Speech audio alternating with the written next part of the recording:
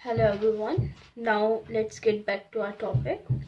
As I've earlier explained to you about this structure, this represents our lips. Okay, I'm drawing it again. Um,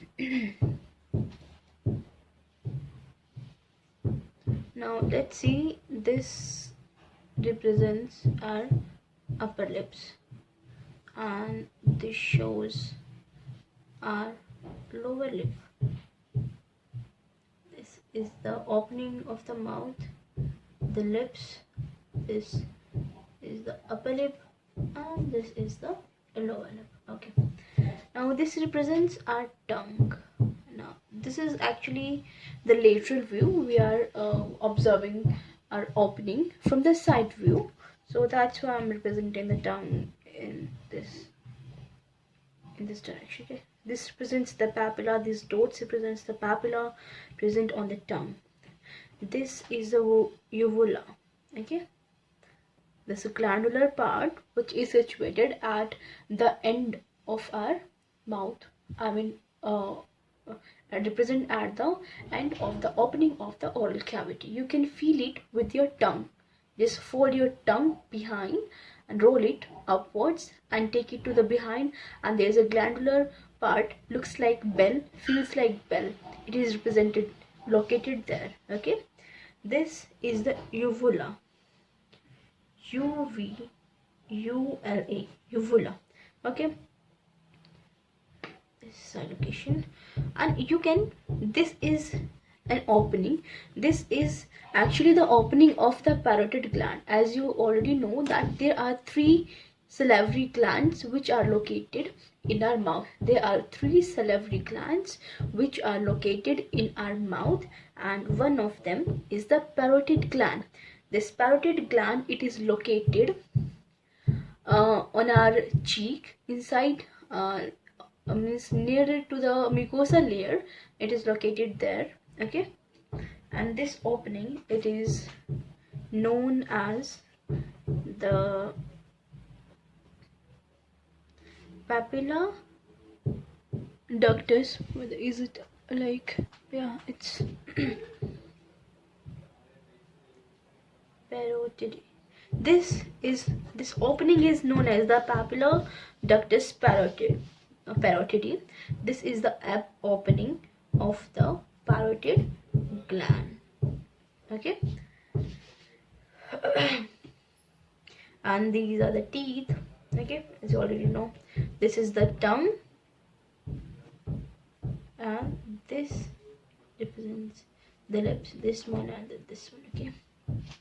Okay, so this part is over now. Now let's come to the next part. As you can understand from this part only, like, this represents our nose. This is the nose bridge.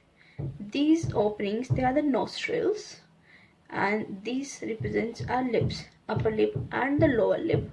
Okay, this part you can feel it, where, like, the area of the skin between the nostril, between the end part of the nostril and the upper part of our lips. This part, this skin part, it is known as the philtrum. Okay, and on, like, when we smile, have you observed that on the lateral side of our lips there is somewhat groove like structure? This, like, if someone smiles and the both corners of the lips, they get stretched out, and there is somewhat depression type which we can observe on our skin. This depression type, it is known as the nasolabialis, and the spelling is NASOLABIALIS, nasolabialis. Sorry, its full name is sulcus nasolabialis. SULCUS, sulcus nasolabialis. Okay, now this part is known as the philtrum, which is located on the upper portion of the lip, upper portion of the upper lip. Now this is another area which is located on the lower side of the lower lip, the skin part where the boys, the men used to have their French beard. Have you observed the French beard portion? This is known as the mento labialis. mentolabialis.